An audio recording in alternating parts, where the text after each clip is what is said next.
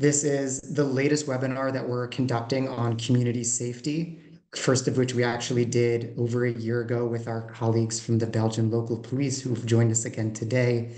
We have another one later in the year that will be taking place in Singapore, focused on community engagement, policing, and the elderly. Today's event focuses on youth. The SEF's philosophy is to engage community safety from a multi-stakeholder perspective. That success is not in the hands of the police alone, it's in the hands of everybody. Teachers, parents, community organizers, faith leaders, technologists, and more. And as a result, we always strive in every project we do, whether it's hosting a webinar like today, or creating new response models for countering online extremism, or promoting the safety of those with disabilities. We always try to bring everyone together as equal partners in community safety. We also reflect a very global perspective. Today's speakers come from the East, come from the West, they come from Asia, they come from Europe. Some of them are law enforcement officers in local police, in federal police. We have academics, parliament members, and more, all joining together at this table to discuss the critical topic of community safety, youth engagement, and security. The event will be structured with brief presentations from our distinguished speakers, followed by a Q&A session. I would first like to introduce Lieutenant Colonel Dana Humaid, the Director General of the UAE Ministry of Interior International Affairs Bureau, as well as the founder of the Secure Communities Forum, to say a few words. Thank you, Eitan. Ladies and gentlemen, good afternoon and welcome to today's webinar. It's my distinct honor to address you on behalf of the Ministry of Interior of the United Arab Emirates. So as guardians of public safety, the UAE Ministry of Interior remains steadfast in its commitment to ensuring security for all members of our society, with a particular emphasis on our youth. We recognize that they are not just the future, but also the most vulnerable demographic when it comes to various safety challenges. The Secure Communities Forum was initially established by the Ministry of Interior in 2020 to foster community-centric virtual dialogue about the impact of COVID-19 in public safety. The forum has since evolved into a robust think tank addressing critical global community safety needs holistically. In Singapore, the youth participation in community policing offers not only immediate benefits in crime prevention, but also lays the groundwork for long-term societal transformation. By actively involving young people in decision-making process and implementation of community policing strategies, we basically unlock a wealth of potential to foster positive relationship, empower future leaders, as well as cultivate safer and vibrant neighborhoods. So in Singapore, community policing is an integral strategy that was implemented in 2012, centered around neighborhood police centers, crime strike force, as well as the community policing units. This approach established strong bonds with local communities, fostering collaboration, trust, and proactive engagement to ensure the safety and well-being of all our residents. Community policing is not just a strategy, it is also a catalyst for positive change within our neighborhood. By actively engaging with the community, law enforcement agencies can deter criminal behavior simply through their feasibility. But the benefits go far beyond that. Community policing also provides a tailored support to community addressing their unique needs and concerns. Through this approach, we are not just enforcing the law, but we are also building trust and positive relationship. In conclusion, the 4 C's here, the collaboration, communication, community engagement, crime prevention, encapsulate the essence of community policing. Together, they form the foundation upon which we can build strong, resilient, and inclusive community.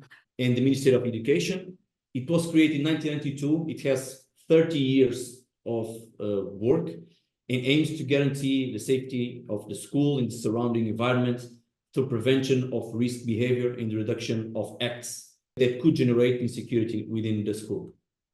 This slide aims to show one thing, not only examples of partnerships, but also our strategic way of working with kids, which is we have to be where the kids are. So if the kids are using YouTube, we should use YouTube as well.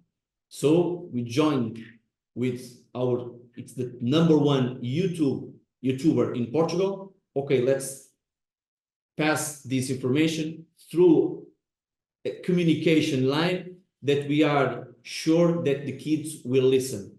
So our fellow YouTuber Nunugnia helped us talking about cyberbullying.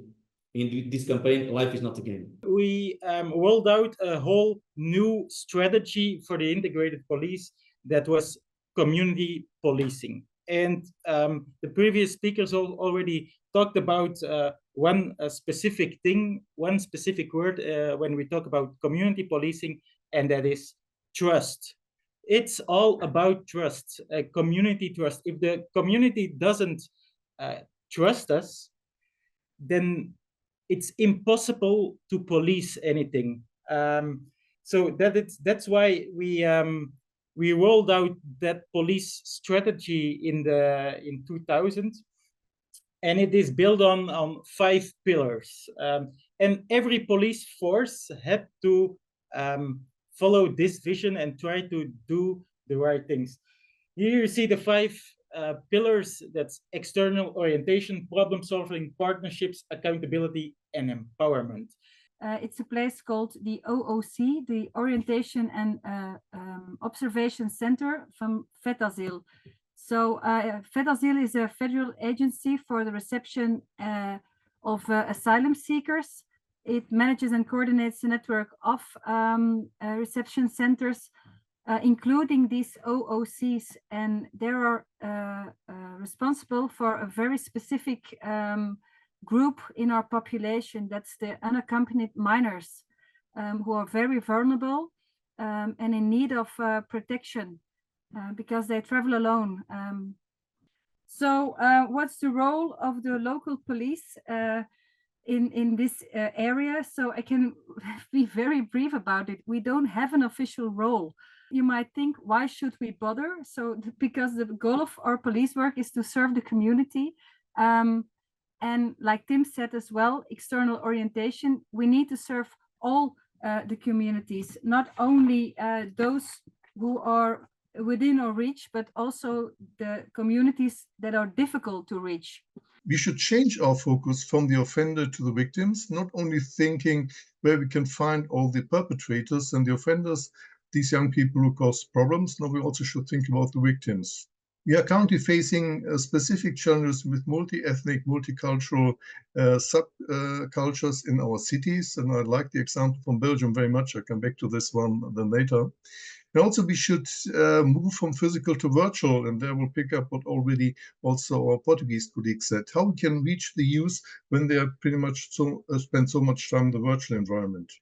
In very brief, explain 2 more examples. In Germany, they have deployed so-called youth cops. These are officers specially trained to work together with groups of young people.